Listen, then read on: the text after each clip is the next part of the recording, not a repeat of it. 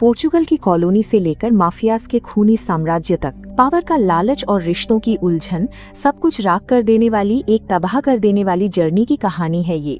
गोवा के crime world की अंधेरी गलियों से लेकर बर्फीले पहाड़ों की खामोश मौत की नगरी तक एक गैंगस्टर के बदले की आग फैली हुई है। खून से रंगे इस साम्राज्य में दुश्मन जाने पहचाने हैं तो दोस्त बिल्कुल अनजाने। लेकिन क्या पावर के टॉप पर पहुंचकर भी सच में आजादी मिलती है, या पास्ट का कोई काला साया तबाही के आखिरी पल तक पीछा करता है? जबरदस्त सस्पेंस, एक्शन और एक गहरे दिमागी खेल की इस रोलर कोस्टर राइड में आप सभी का स्वागत है। तो चलिए शुरू करते हैं आज की टॉक्सिस मूवी का फुल एक्सप्लेनेशन। लेकिन अगर चैनल पर नए हैं तो सब्सक्राइब करना बिल्कुल मत भूलना। ये मूवी शुरू होती है साल 1955 से, जहां हमें एक सर्कस का बहुत ही खूबसूरत सीन दिखाई देता है। इस सर्कस में नाडिया नाम की एक लड़की दिखती है जो अपने बेटे को कुछ समझा रही थी। वो अपने बेटे से कहती है, आज तुम्हारे पापा आएंगे। कई सालों के लंबे इंतजार के बाद आज तुम उनसे मिलोगे और आज वो तुम्हें तुम्हारा नाम भी देंगे।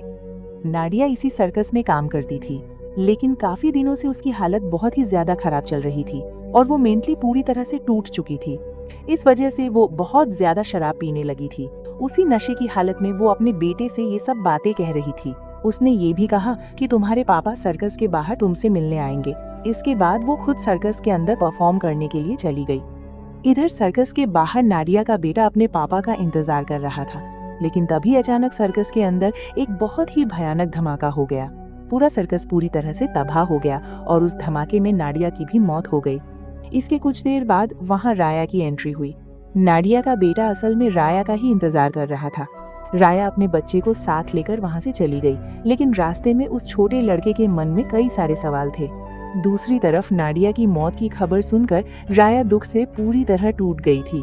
उसका बेटा बार बार नाडिया के बारे में पूछ रहा था, लेकिन नाडिया की मौत के बाद राया खुद भी बहुत ज्यादा नशे में रहने लगी। वो बार बार अपने बेटे को चुप रहने के लिए कह रही थी, लेकिन जब वो चुप नहीं हुआ तो राया ने पहाड़ के पास गाड़ी रोकी और बाहर जाकर शराब पीने लगी। उसका बेटा अभी भी गाड़ी के अंदर ही था, लेकिन राया ने हैंड ब्रेक नहीं लगाया था, जिसकी वजह से गाड़ी धीरे धीरे लुढ़ककर सीधे पहाड़ की खाई में गिर गई। इसके बाद कहानी फ्लैशबैक में चली जाती है और हम पहुंच जाते हैं 1947 में। देश आजाद होने के बाद भी गोवा तब पोर्चुगीज के कब्जे में था। वहां अक्सर माफियाज का राज चलता था और कई लोगों की जान चली जाती थी। गोवा में तब दो बड़े माफियाज हुआ करते थे, सेबेस्टियन और फर्नांडिस। वे दोनों सगे भाई थे, लेकिन उनके बीच बिल्कुल भी नहीं बनती थी। एक दिन अचानक फर्नांडिस के बेटे का खून हो जाता है। फर्नांडिस को लगा था कि उसका भाई सेबेस्टियन जरूर उसका साथ देगा और अपने भतीजे के फ्यूनरल में आएगा, लेकिन असल में ऐसा कुछ नहीं हुआ। फ्यूनरल में जब सब लोग मौजूद थे, तभी अचानक राया और गंगा ने वहां हमला कर दिया। फर्नांडिस के साथ वहां बहुत से लोग थे, लेकिन राया और गंगा ने मिलकर एक एक करके उन सबको मारना शुरू कर दिया।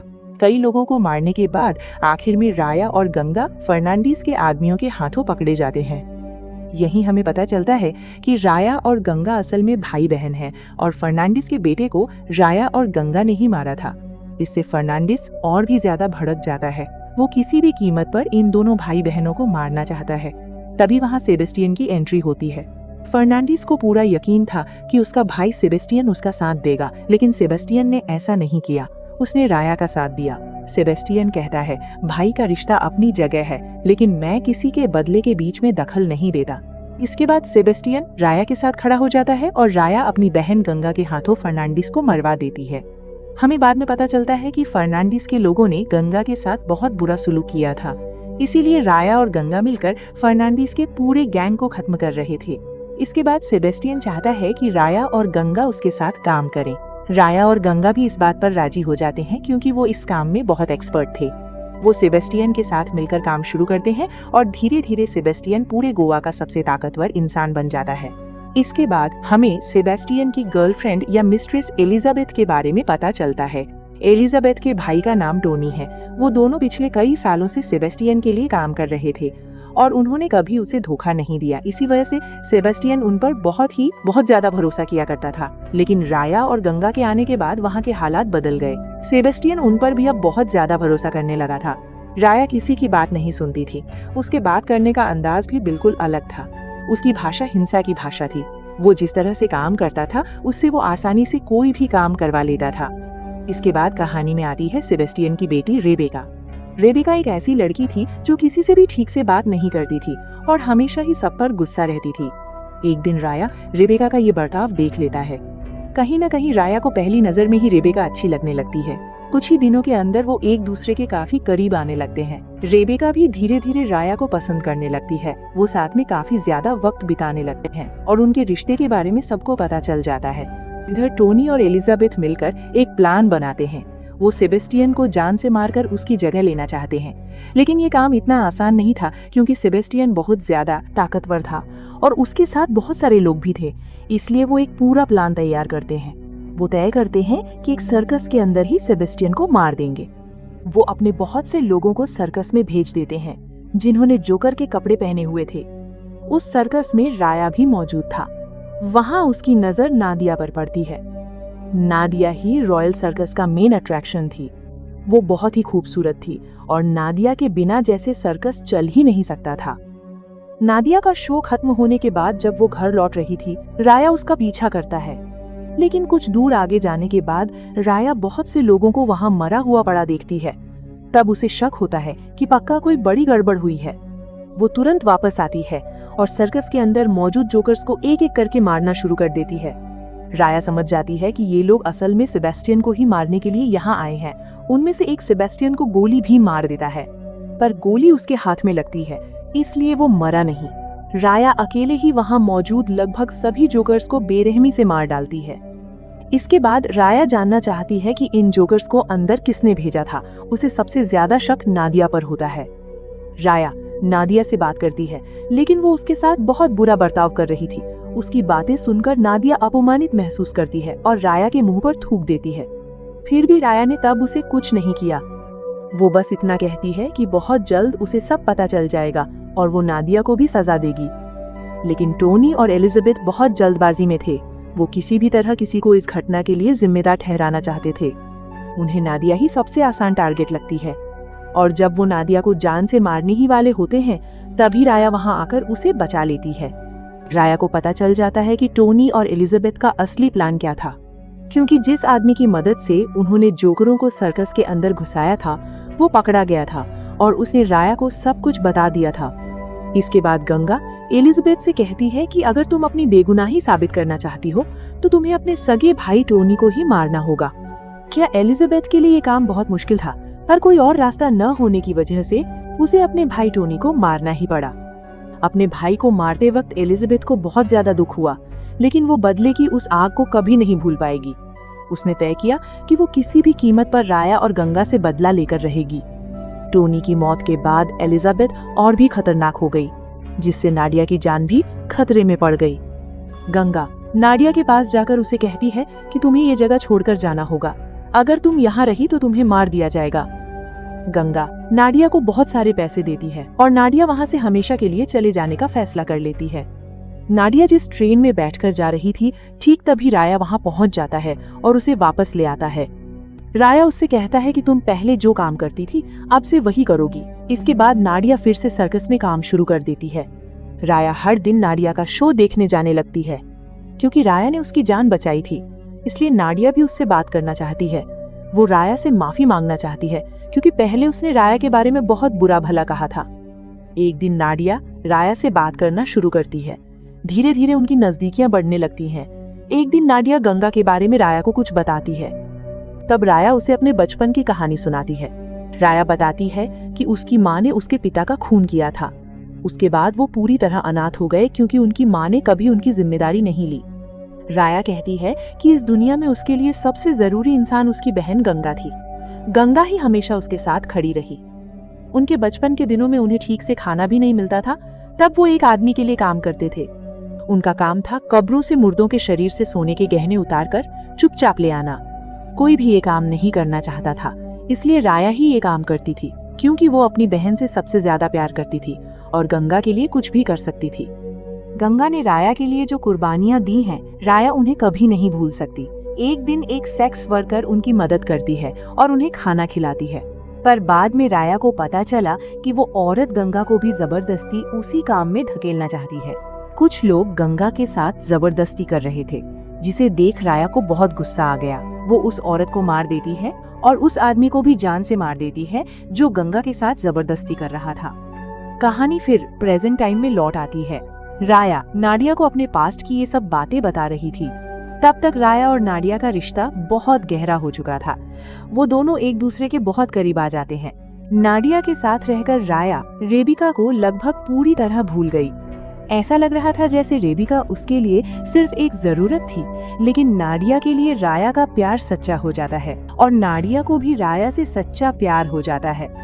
मगर ये बात धीरे धीरे पूरे शहर में फैल जाती है और रेबिका को भी सब पता चल जाता है। इससे रेबिका बहुत ज्यादा जेलस हो जाती है।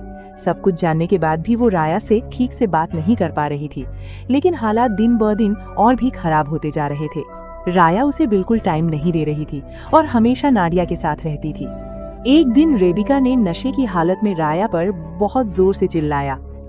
उसने कहा कि जो प्यार उसे मिलना चाहिए था, राया वो प्यार नादिया को दे रहा है। ये सब बातें गंगा भी जानती थी, लेकिन गंगा नहीं चाहती थी कि राया सेबेस्टियन के साथ किसी भी लफड़े में पड़े।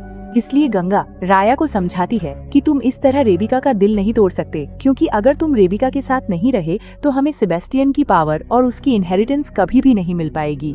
राया भी इस बारे में सोचने लगता है। कुछ दिनों बाद राया फिर से रेबिका के साथ टाइम बिताना शुरू कर देता है, क्योंकि उसे समझ आ गया था कि पावर हासिल करने के लिए रेबिका के साथ रहना उसके लिए बहुत जरूरी है। लेकिन राया रेबिका के साथ तो था, पर उसके मन में हमेशा नादिया की ही बातें चलती रहती थी। एक दिन राया और गंगा आपस में बात कर रहे थे, तभी सेबेस्टियन उनके पास आता है। वो बहुत गुस्से में था। उसने राया से कहा, तुम्हारी वो लड़की नादिया वो प्रेग्नेंट है, वो तुम्हारे बच्चे की माँ बनने वाली है। अब मैं देखता हूँ कि मैं क्या करता हूँ। मैं सबके सामने नादिया को बड़ी बेरहमी से मार डालूंगा और उसके बच्चे को भी खत्म कर दूंगा।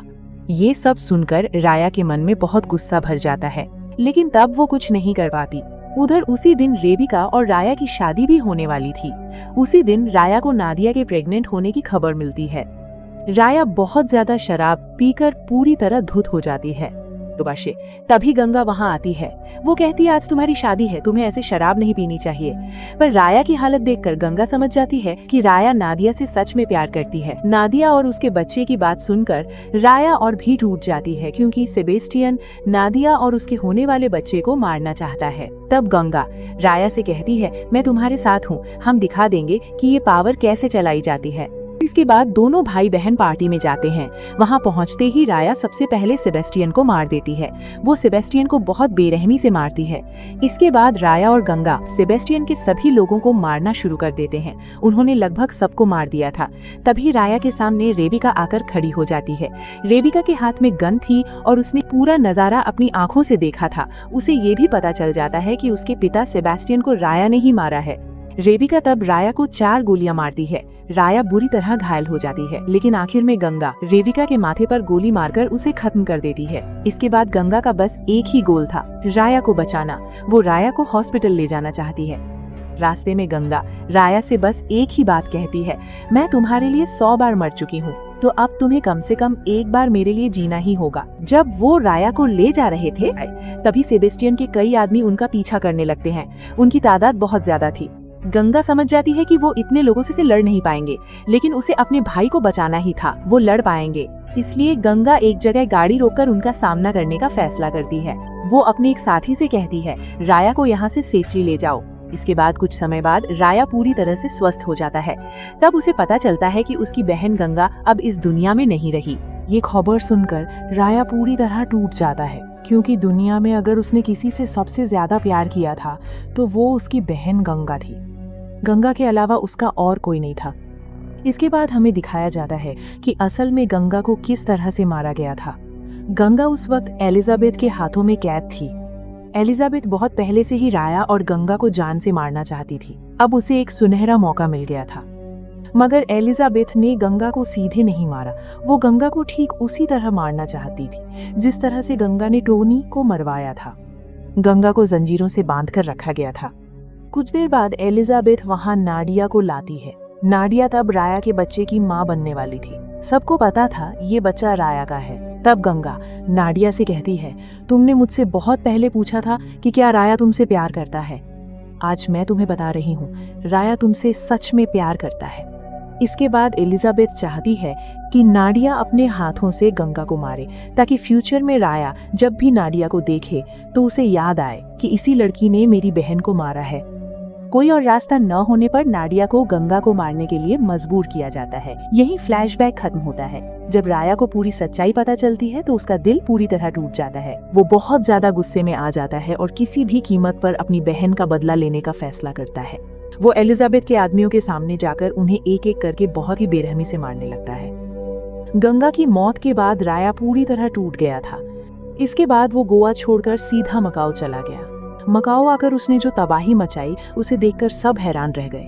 वहां उसने एक गैंग के साथ हाथ मिला लिया और फिर मकाओ के माफियाओं को लगभग पूरी तरह से खत्म कर दिया। लेकिन एक काम के लिए राया को फिर से गोवा आना पड़ा। कुछ समय बाद वो गोवा वापस आ गया।